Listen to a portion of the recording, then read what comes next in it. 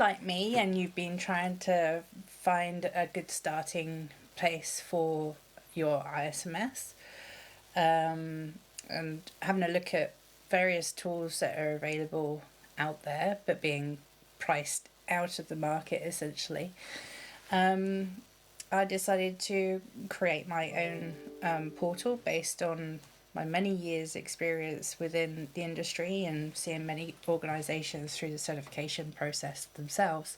As a business owner, I didn't want to spend over $12,000 a year to have a platform that was essentially a glorified gap assessment. So, knowing that as a small business, there are other small businesses out there who are just as frustrated and needing to make a start. So I didn't want the certification process to be a barrier to company growth.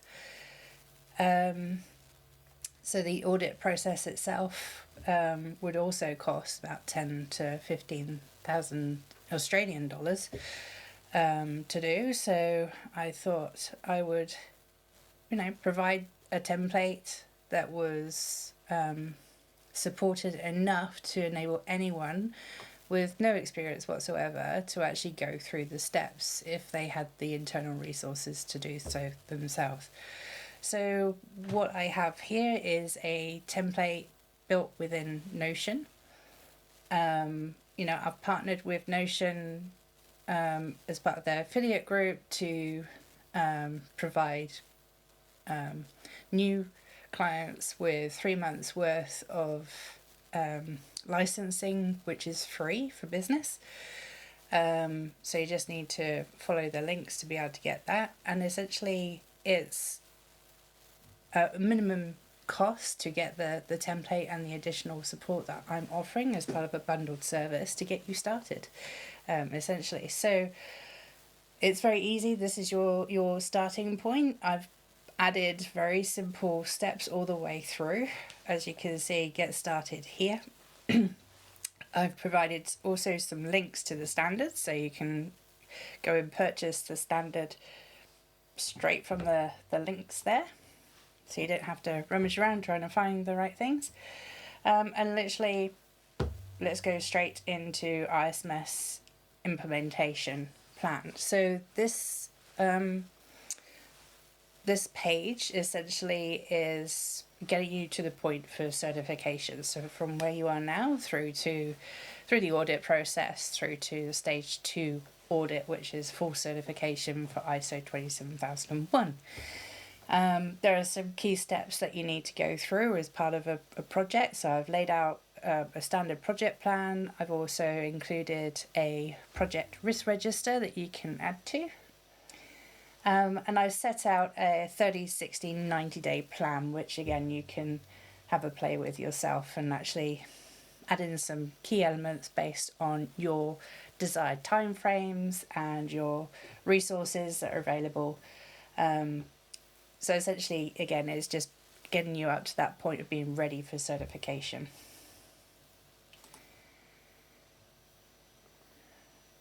All right. And then once we've done the steps of like doing a gap assessment and we actually understand where we currently are, we have then an implementation plan, which we can add to once we've done a few more steps. So this is an overall sort of project. So get you from where you are now, getting your ISMS kick started and getting ready for certification.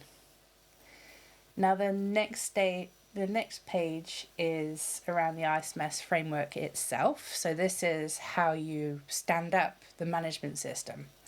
So the ISMS is an information security management system, and there are key control requirements in clauses 4 to 10 of ISO 27001.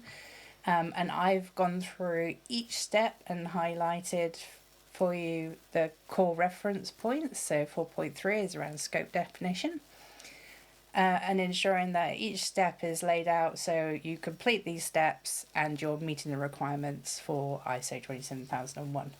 So we've got things in here like pestle analysis, for example, We got a regulations and standards table. So what you need to do with these is actually understand what's relevant to your organisation and how you either currently are or how you intend to meet those requirements. And then you can identify any gaps in your ability to meet those requirements, and that goes into your issues register and becomes part of the improvement plan going forward.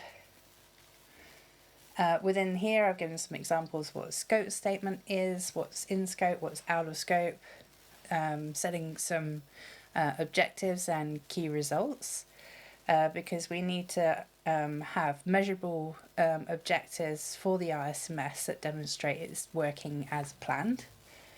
I've also got a section here around defining roles and responsibilities for the team and building a bit of a RACI chart down here. And we need to outline also how we're going to communicate the ISMS, who the key stakeholders are, what sort of information they're likely to want to know along the way.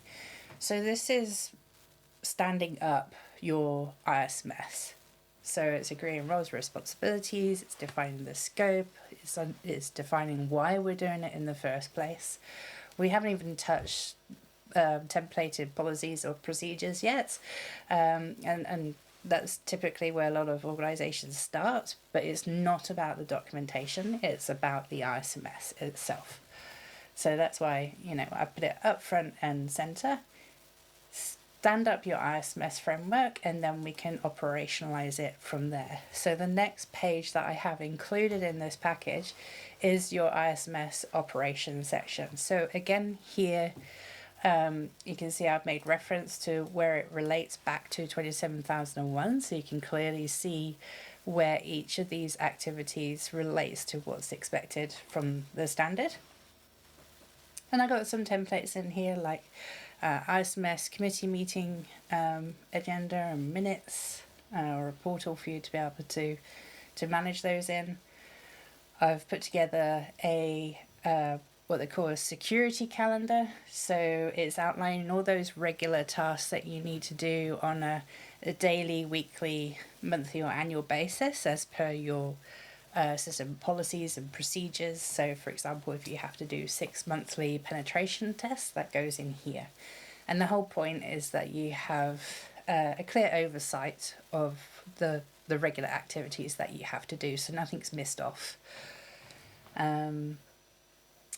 In addition to that, within the operations side of thing, I've got a list of common ISMS documents which help to manage the ISMS itself, but also highlighting which are typically asked for by auditors, so access control policy, for example, and then supporting procedures. And then on the right hand side, I've got some of the core records that are required by the ISMS, so what you could collate to give evidence to the auditors when they come through.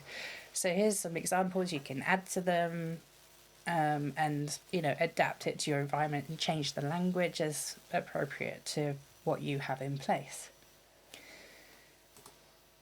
The other important thing I have here is a cyber risk register template. So I've put everything together for you. So we've got the top dashboard, which gives us the number of open and new risks based in which categories. Again, you can make this look however you like. This is just a very simplified version, but I take you through the 5 steps to get you to the point of putting together your risk register. So the first step being having to build your statement of applicability, which essentially is all the security controls relevant to your organisation. So within this, we have to state which controls are applicable to our scope, and justify any that are not applicable to the scope. So here I've got the controls outlined from 27001. They are not the only ones that we need to consider within the SOA. So I've also got placeholders for NIST or the Privacy Act or SOC 2 Type 2, whichever standards that are relevant to your environment. So you may also have SOCI Act, or you may have APRA standards like 234. and all of the controls go in here so we can understand what is relevant to us, and we can clearly see if any controls have actually been omitted.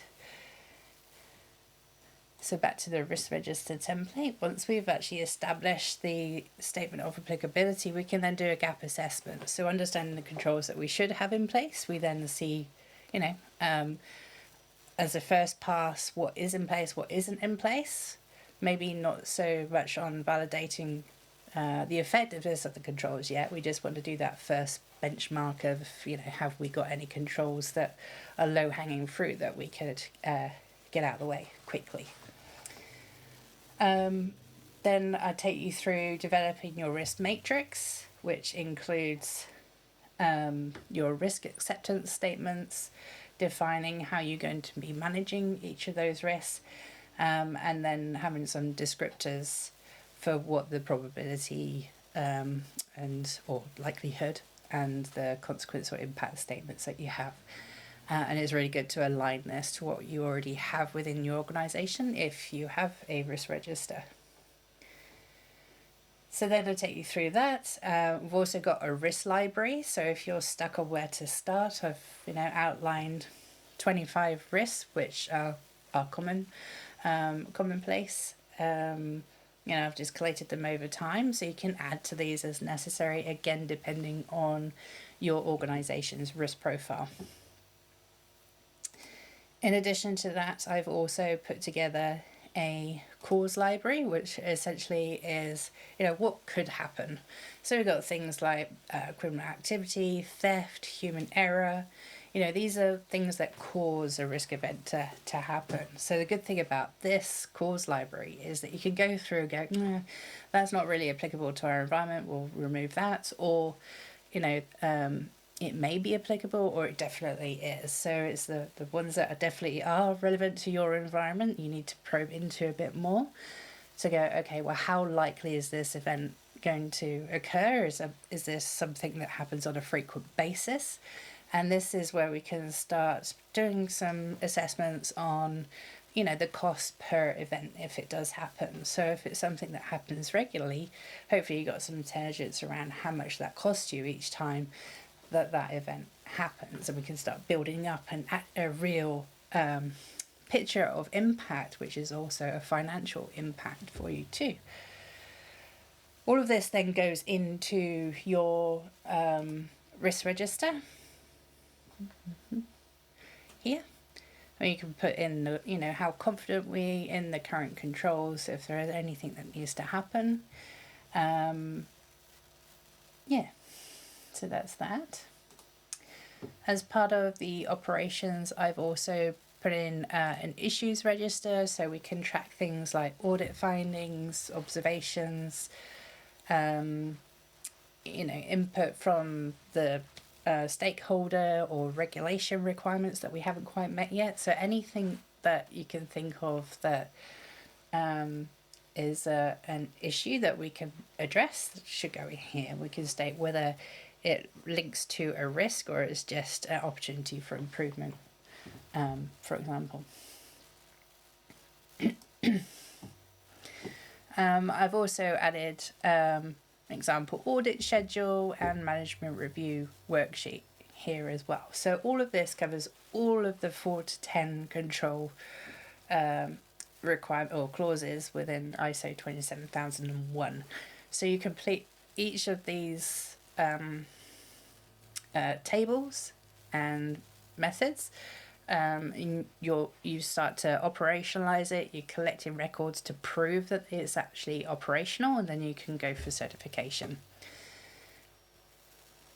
All right. In addition to this, I have also included some reference points. So I've put in book pages and chapters where my book Resilience by Design actually helps provide additional context to what's being asked about. So you also get a free copy of this included within the cost of the template. So you're fully supported because I'm also inviting you to the community. There's an online community where you can share your experiences, ask questions. You'll have access to me and others within your cohort.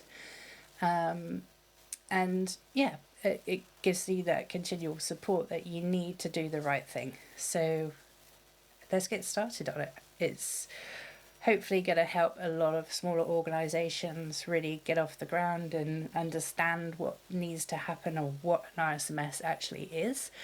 And hopefully you'll see some improvements in other areas of your business, especially within small to medium sized organisations where others have previously, taken their lessons learned from this process to actually improve overall quality management systems or any other sort of risk and issue management, essentially. So, good luck. I'm looking forward to getting this moving, getting it off the ground, and supporting as many organisations as I possibly can this year. Thank you.